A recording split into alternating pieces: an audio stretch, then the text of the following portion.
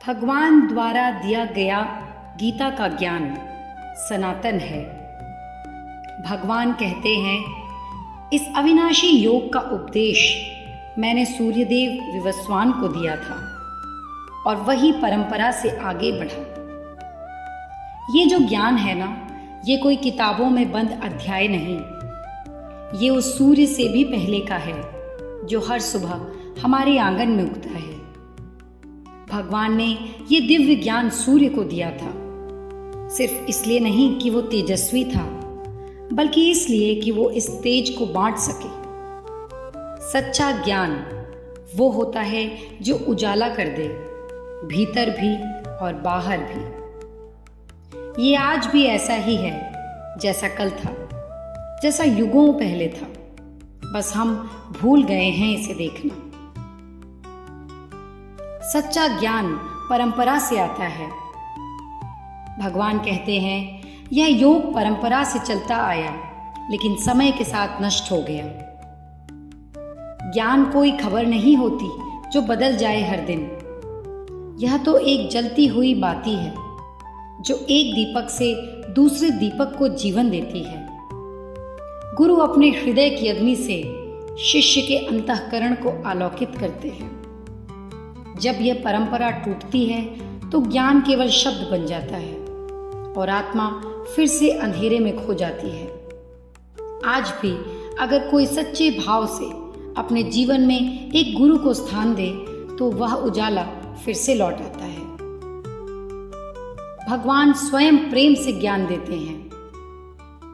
भगवान कहते हैं, आज मैं तुम्हें वही ज्ञान बता रहा हूं अर्जुन, क्योंकि तुम मेरे भक्त और मित्र हो। भगवान किसी को ज्ञान इसलिए नहीं देते कि वो विद्वान है या ज्ञानी है, बल्कि इसलिए देते हैं क्योंकि वह उनके अपने होते हैं। अर्जुन सिर्फ शिष्य नहीं था, वो मित्र था। एक ऐसा मित्र जिसने युद्ध से पहले भी पूछा, मैं कौन हूं? और भगवान मुस्कुरा के बोले, अब समय है कि मैं तुम्हें यह बताऊं जो मैंने सूर्य से भी पहले कही थी। जब आप भी श्रद्धा और प्रेम से कहेंगे, भगवान मैं सुनने को तैयार हूं, तब आपको भी वही ज्ञान मिलेगा जो अर्जुन को मिला था। भगवान का ज्ञान समझना सरल है यदि मन निर्मल हो। अर्जुन ने पूछा, आप सूर्य से पहले कैसे कह सकते हैं?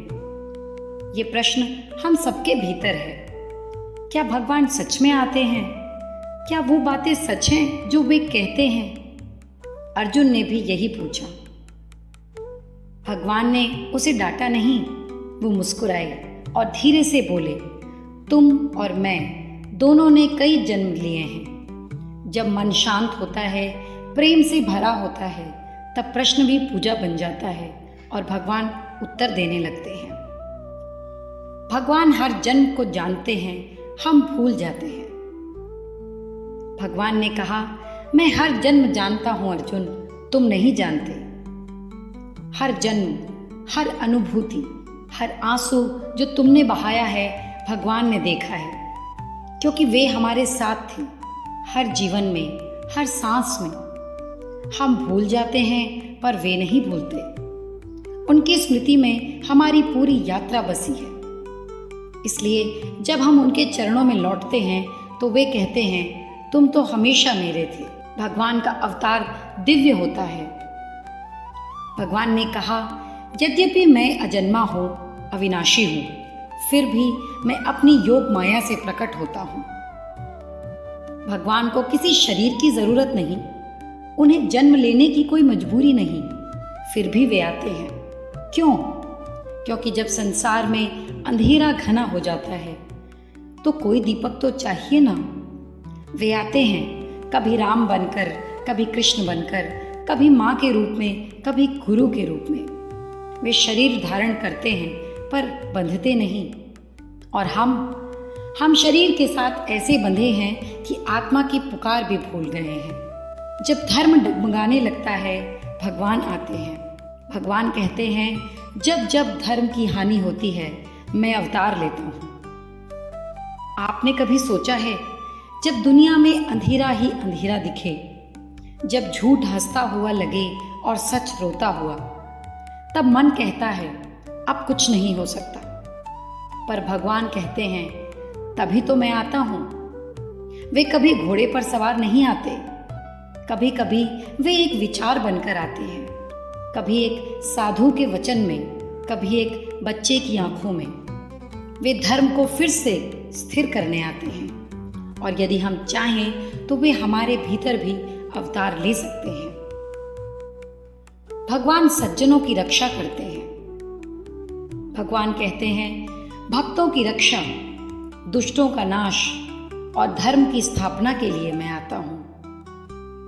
हम सबके जीवन में ऐसे क्षण आते हैं जब हम टूट जाते हैं, लगता है अब कोई रास्ता नहीं, और तभी कोई अदृश्य शक्ति हमें थाम लेती है। कभी एक श्लोक, कभी किसी अपने की बात, कभी अचानक रोशनी की किरण, वह भगवान की ही छाया होती है। वे हमें छोड़ते नहीं, बस चुपचाप हमारी रक्षा करते हैं। अगर आप कभी अकेले महसूस करें तो मन ही मन कहिए, हे प्रभु मुझे पता है आप यही हैं। जो भगवान को जानता है वह फिर जन्म नहीं लेता। भगवान कहते हैं जो मेरे जन्म और कर्म की दिव्यता को जानता है वह मेरे पास आता है।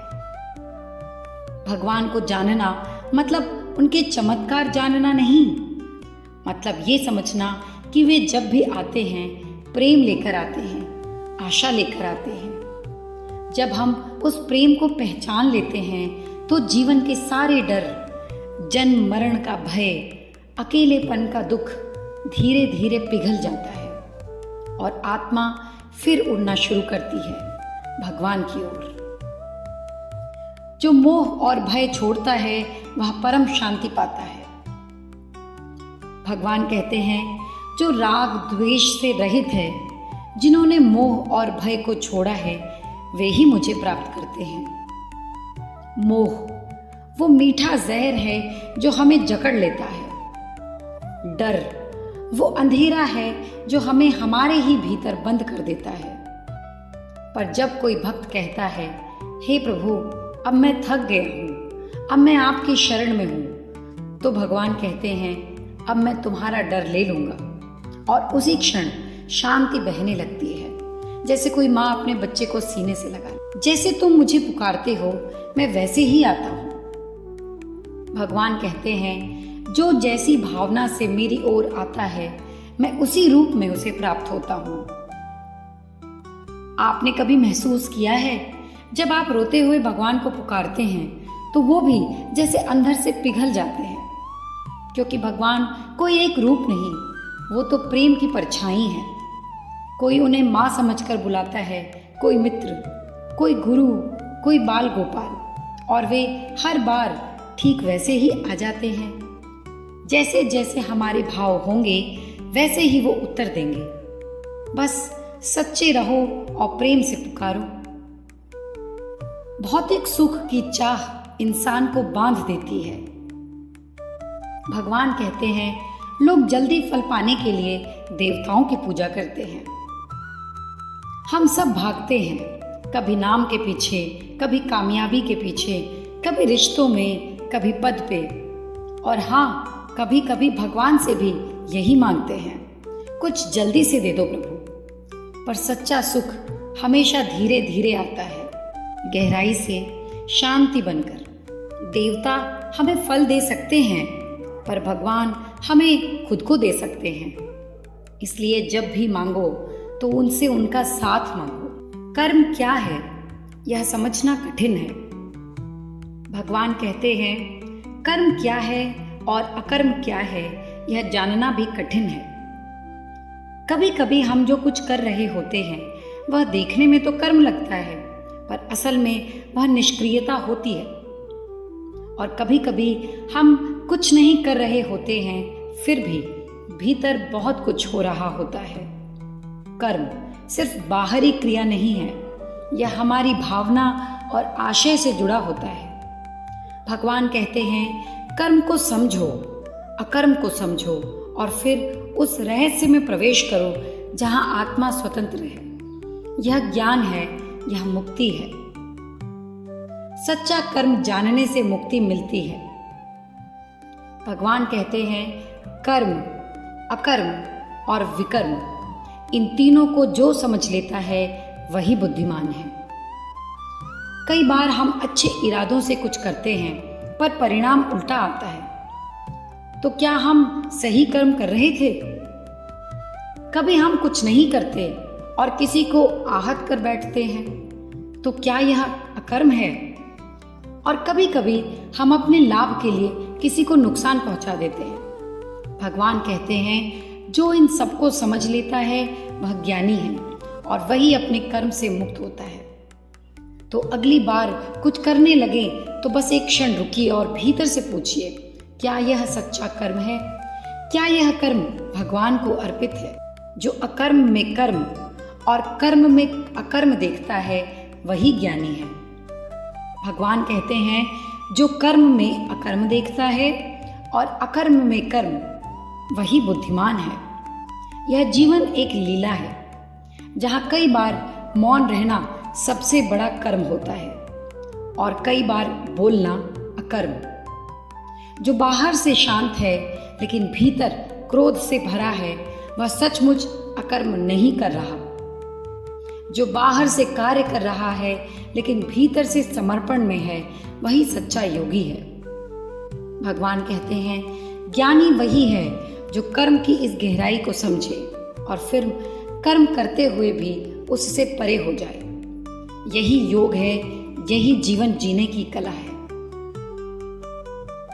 जो फल की इच्छा से रहित है वही मुक्त होता है। भगवान कहते हैं जिसका हर कर्म ज्ञान से जल चुका है उसे ही ज्ञानी कहा जाता है। हम सब कुछ करते हैं, नौकरी, परिवार, सेवा, पर हर काम में एक छोटी सी आशा छिपी होती है, मुझे क्या मिलेगा?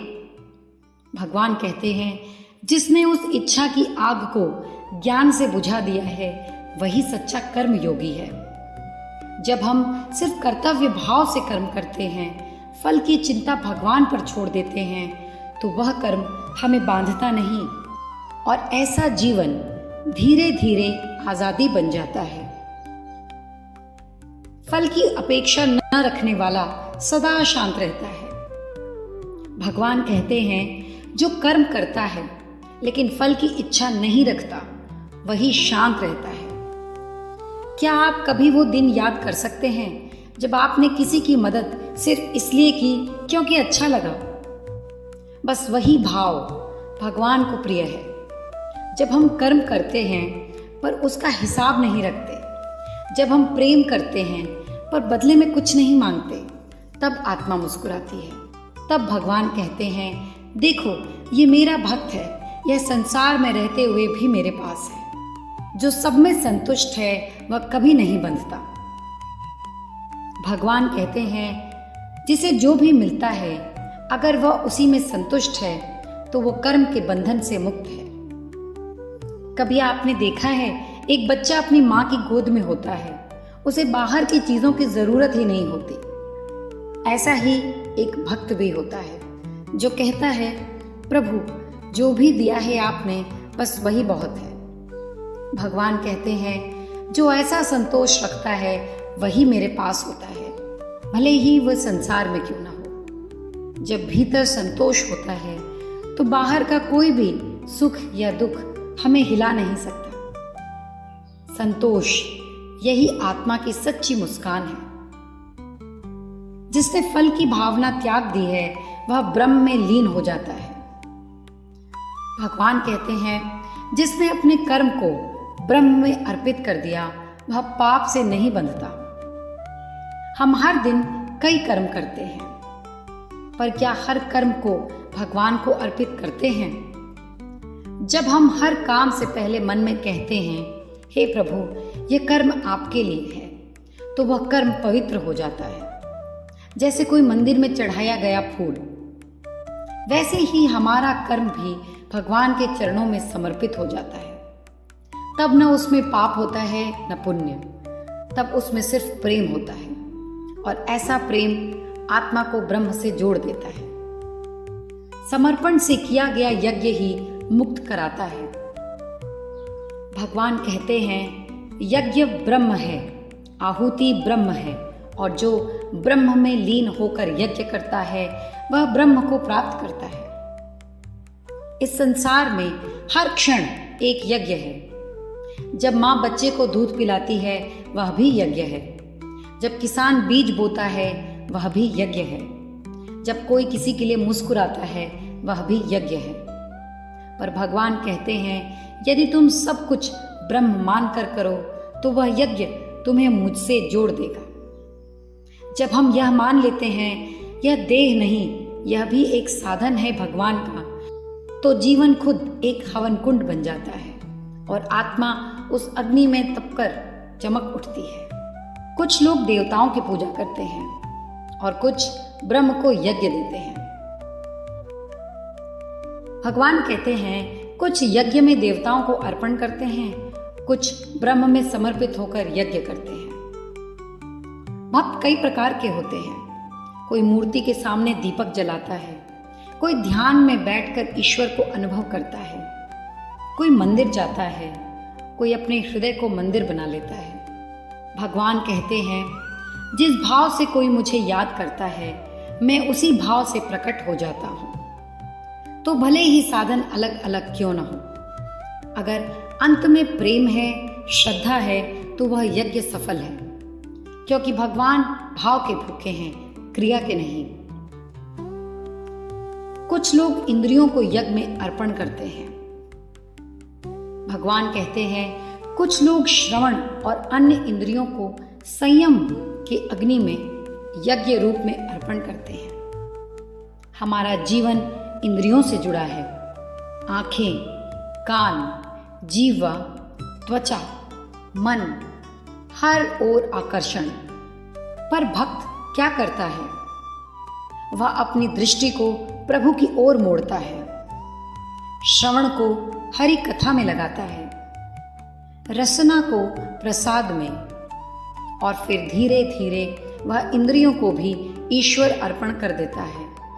यह यज्ञ है जहाँ हम संसार को नहीं छोड़ते बल्कि उसे ईश्वर में समर्पित कर देते हैं। यही संयम है, यही साधना है। कुछ लोग इंद्रियों को और प्राणों को आत्मज्ञान में अर्पण करते हैं। भगवान कहते हैं कुछ लोग सभी इंद्रियों और प्राणों को आत्म संयम में यज्ञ रूप में अर्पण कर देते हैं। जब कोई व्यक्ति ध्यान में बैठता है तो वह न बाहर देखता है, न सुनता है, न चाहता है, वह बस अपने भीतर उतरता है। यह एक अंतर यात्रा है जहाँ सभी इंद्रियां, सभी प्राण एक ही केंद्र पर टिक जाते हैं, आत्मा में। भगवान कहते हैं यह भी यज्ञ है जहाँ स्वयं को अपने ही भीतर अर्पित किया जाता है। ऐसा यज्ञ न मंदिर में होता है न सभा में, वह तो हृदय के गहन कोने में होता है, मौन में। कोई धन से, कोई तप से, कोई योग से यज्ञ करता है। भगवान कहते हैं कुछ लोग धन से, कुछ तपस्या से और कुछ लोग साधना से यज्ञ करते हैं। भक्ति का कोई एक रास्ता नहीं होता। कोई गरीब है पर प्रेम से 2 फूल चढ़ाता है, कोई समय नहीं निकाल पाता पर हृदय से जप करता है, कोई शरीर से सेवा करता है, कोई मन से ध्यान करता है। भगवान कहते हैं जो कुछ भी मेरे लिए किया जाए वह यज्ञ बन जाता है।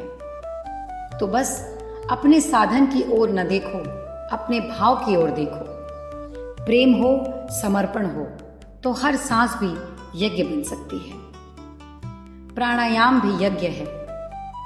भगवान कहते हैं कुछ लोग श्वास को नियंत्रित करके प्राण और अपान वायु को यज्ञ में अर्पण करते हैं। जब हम गहरी सांस लेते हैं तो फिर धीरे से छोड़ते हैं तो हम सिर्फ शरीर नहीं चला रहे होते, हम ऊर्जा का संतुलन भी बना रहे होते हैं।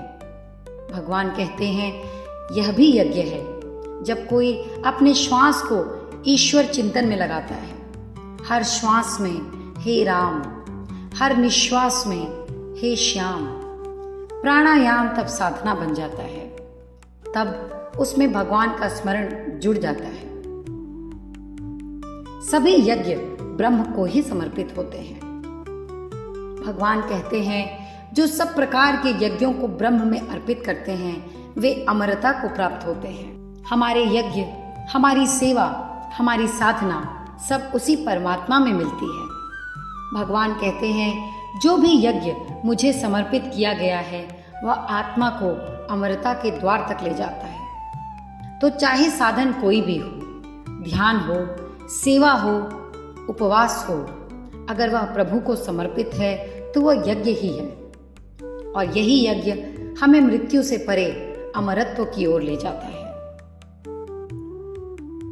यज्ञ से पोषित व्यक्ति परम शांति को प्राप्त करता है। भगवान कहते हैं, यज्ञ का आचरण करने वाला व्यक्ति अमर ब्रह्म को प्राप्त करता है।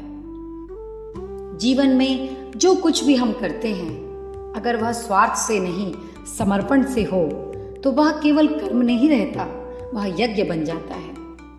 ऐसा यज्ञ मन को शांति देता है, आत्मा को परमात्मा से जोड़ता है। भगवान कहते हैं, यज्ञ से पोषित आत्मा अमरत्वता को प्राप्त होती है, क्योंकि यज्ञ का अर्थ है त्याग, सेवा और प्रेम के साथ देना। अनेक प्रकार के यज्ञ वेदों में वर्णित हैं और सभी कर्मों का मूल ब्रह्म है। भगवान कहते हैं, ये सभी यज्ञ वेदों में वर्णित हैं और ब्रह्म से ही उत्पन्न हुए हैं। सभी यज्ञ, सभी कर्म, सभी साधन कभी न कभी एक ही स्रोत से निकले हैं, ब्रह्म से। जैसे सारी नदियां समुद्र से आती हैं और उसी में मिल जाती हैं, वैसे ही हमारे जीवन के सभी प्रयास ब्रह्म में ही समर्पित होने चाहिए। भगवान कहते हैं, जब तुम जान जाते हो कि सब कुछ ब्रह्म है तो फिर कोई भी कर्म तुम्हें बांध नहीं सकता, क्योंकि तब तुम केवल कर्तव्य करते हो और फल को ईश्वर पर छोड़ देते हो। ज्ञान यज्ञ वस्तु यज्ञ से श्रेष्ठ है। भगवान कहते हैं, द्रव्य से किया गया यज्ञ उतना श्रेष्ठ नहीं जितना ज्ञान से किया गया यज्ञ। हमें लगता है कि दान देना, वस्तुएं अर्पित करना यही सबसे बड़ा धर्म है, पर भगवान कहते हैं उससे भी श्रेष्ठ है ज्ञान का यज्ञ। जब हम किसी को सत्य का, धर्म का, आत्मज्ञान का बोध देते हैं तो वह यज्ञ स्थायी होता है। द्रव्य क्षणिक है, ज्ञान जीवन बदल देता है। इसलिए जो दूसरों को समझाते हैं, जगाते हैं, सत्य की ओर मोड़ते हैं, वह वास्तव में ब्रह्म के सबसे निकट होते हैं। विनम्रता और सेवा से गुरु के पास जाकर ज्ञान प्राप्त करना चाहिए। भगवान कहते हैं, गुरु के पास जाकर विनम्रता पूर्वक पूछो, सेवा करो, वे तुम्हें ज्ञान देंगे। जीवन में जब रास्ते धुंधले हो जाएं और उत्तर स्पष्ट न दिखे, तब भगवान कहते हैं, किसी ज्ञानी के पास जाओ, सिर झुकाकर, मन खोलकर। सिर्फ प्रश्न नहीं, विनम्रता भी ले जाओ, क्योंकि गुरु सिर्फ उत्तर नहीं देते, वह तुम्हें तुम्हारी खोई हुई रोशनी लौटाते हैं। सेवा और श्रद्धा यही सच्चे शिष्य की पहचान है। और जब शिष्य तैयार होता है तो गुरु प्रकाश बन जाते हैं। उस ज्ञान को पाकर फिर कभी मोह में नहीं पड़ोगे। भगवान कहते हैं, उस ज्ञान को प्राप्त कर लेने पर तुम फिर कभी मोह में नहीं आओगे। जब आत्मा यह जान लेती है, मैं शरीर नहीं हूं, मैं नाशवान नहीं हूं, मैं ब्रह्म का अंश हूं, तब सारा मोह रिश्तों का, वस्तुओं का, पहचान का धीरे धीरे मिटने लगता है। भगवान कहते हैं, ऐसा ज्ञान तुम्हें फिर से अंधकार में नहीं जाने देगा। जब तुम मृत्यु से नहीं डरते, वियोग से नहीं टूटते और संसार से नहीं उलझते, क्योंकि तुम्हें तब याद रहता है कि तुम कौन हो और किसके हो। यदि तुम सबसे पापी भी हो तो यह ज्ञान तुम्हें पार करवा देगा। भगवान कहते हैं, यदि तुम सबसे बड़े पापी भी क्यों न हो तो भी यह ज्ञान तुम्हें भवसागर से पार करा सकता है। हम में से बहुत से लोग कहते हैं, मैं योग्य नहीं हूं, मैंने बहुत गलतियां की हैं, पर भगवान मुस्कुरा कर कहते हैं, पाप चाहे कितना बड़ा हो, ज्ञान की अग्नि उसे भस्म कर देती है। तुम बस मेरे पास आओ, अपने बोझ को नीचे रख दो और कहो, हे प्रभु, अब मुझे जानना है। फिर देखो, वो ज्ञान, वो शांति तुम्हें स्वयं भीतर से उबार देगी, क्योंकि ईश्वर दंड नहीं देते, वे प्रकाश देते हैं। ज्ञान अग्नि की तरह सारे कर्मों को भस्म कर देता है। ईश्वर कहते हैं, जैसे अग्नि लकड़ी को भस्म कर देती है, वैसे ही ज्ञान कर्मों को जला देता है। हमारे जीवन में सैकड़ों कर्म होते हैं, कुछ अच्छे, कुछ बुरे, कुछ अनजाने में, और हम डरते हैं कि इनका क्या फल होगा। पर भगवान कहते हैं, अगर तुम्हारे भीतर ज्ञान की अग्नि जल रही है तो ये सब कर्म राख हो जाएंगे। जैसे सूरज के सामने अंधेरा टिकता नहीं, वैसे ही आत्मज्ञान के सामने पाप, मोह और बंधन टिक नहीं सकता। इसलिए यह ज्ञान केवल जानकारी नहीं, यह मुक्ति का द्वार है। संसार में इससे पवित्र कुछ नहीं। भगवान कहते हैं, इस संसार में ज्ञान से अधिक पवित्र कोई वस्तु नहीं। धन, पद, सम्मान सब क्षणिक है, पर जो ज्ञान आत्मा को स्वयं से मिला दे, वही वास्तव में पावन है। भगवान कहते हैं, जब तुम्हारे भीतर श्रद्धा होगी तो समय के साथ यह ज्ञान स्वयं ही तुम्हारे हृदय में प्रकट हो जाएगा, क्योंकि वह ज्ञान बाहर से नहीं आता, यह तो भीतर पहले से मौजूद है, बस उसे याद करना है। श्रद्धावान ही इस ज्ञान को प्राप्त करता है। भगवान कहते हैं, श्रद्धा वाला व्यक्ति, संयमी और भक्ति में स्थिर रहने वाला इंसान ही इस ज्ञान को प्राप्त कर सकता है। यह ज्ञान न तो किताबों से मिलता है, न बहसों में। यह ज्ञान मिलता है विनम्र मन में, शांत हृदय में। भगवान कहते हैं, जो श्रद्धा रखता है, संयम रखता है और निष्ठा से मेरे साथ जुड़ा है, उसे यह ज्ञान अवश्य प्राप्त होता है। इसलिए यदि तुम्हारा मन डगमगाए तो बस श्रद्धा को थामे रखो, वही तुम्हारा पुल बनेगी इस पार से उस पार तक। अविश्वासी और अज्ञानी विनष्ट हो जाते हैं। भगवान कहते हैं, जो श्रद्धा नहीं रखता और जो ज्ञानहीन है, वह विनष्ट हो जाता है। भगवान हमें डराते नहीं, वह जगाते हैं। वह कहते हैं, अगर तुम आंखें बंद करोगे तो प्रकाश नहीं देख पाओगे। ज्ञान वह दीपक है जो भीतर जलता है, पर अगर हम ही उसे बुझा दें तो फिर जीवन अंधकारमय हो जाएगा। इसलिए यह चेतावनी नहीं, यह एक प्रेम पूर्ण पुकार है। हे आत्मन, जागो, तुम ब्रह्म के अंश हो। जिसने ज्ञान प्राप्त किया है वह सभी कर्मों से मुक्त है। भगवान कहते हैं, जिसने ज्ञान प्राप्त कर लिया है वह सभी कर्मों के बंधनों से मुक्त हो जाता है। जो जान गया कि वह शरीर नहीं, मन नहीं, आत्मा है, उसके लिए संसार की रस्सियां टूट जाती हैं, क्योंकि अब वह यह जानता है कर्म करता कौन है, भोगता कौन है और वास्तव में मुक्त कौन है। भगवान कहते हैं, जिसने यह आत्मज्ञान प्राप्त कर लिया वह कर्मों में रहते हुए भी अकर्म हो जाता है। जैसे कमल जल में रहते हुए भी उससे अछूता है। अज्ञान रूपी संदेह को ज्ञान की तलवार से काटो। भगवान ने अर्जुन से कहा, इसलिए अपने हृदय में स्थित अज्ञान के संदेह को ज्ञान की तलवार से काट डालो और कर्म के लिए खड़े हो जाओ। अंत में भगवान अर्जुन से नहीं, हर आत्मा से कह रहे हैं, अब और मत डगमगाओ, अब अपने संदेहों को त्यागो और मेरी ओर बढ़ो। यह जीवन कोई युद्ध नहीं, यह यात्रा है, और जब हम इस ज्ञान की रोशनी में चलेंगे तब कोई भी मोह, भय, भ्रम हमें बांध नहीं पाएगा। तो उठो, इस ज्ञान की तलवार से अज्ञान के बादल को चीर दो, क्योंकि प्रकाश तुम्हारा इंतजार कर रहा है। तो यह था श्रीमद् भगवद गीता का चौथा अध्याय, दिव्य ज्ञान।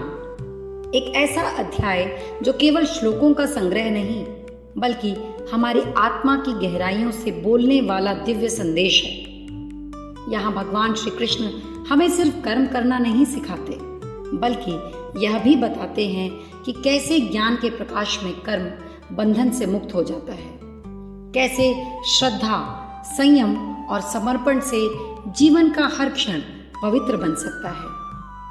यह अध्याय हमें सिखाता है कि हम कितने भी अंधकार में क्यों न हों, ईश्वर का ज्ञान हमें प्रकाश की ओर ले जाने को सदा तत्पर है।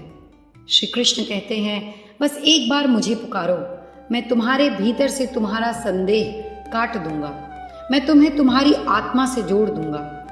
यह कोई बाहरी शिक्षा नहीं, यह भीतर की वह मधुर ध्वनि है जो हर हृदय में कह रही है, तुम अकेले नहीं हो, मैं तुम्हारे साथ हूँ हमेशा।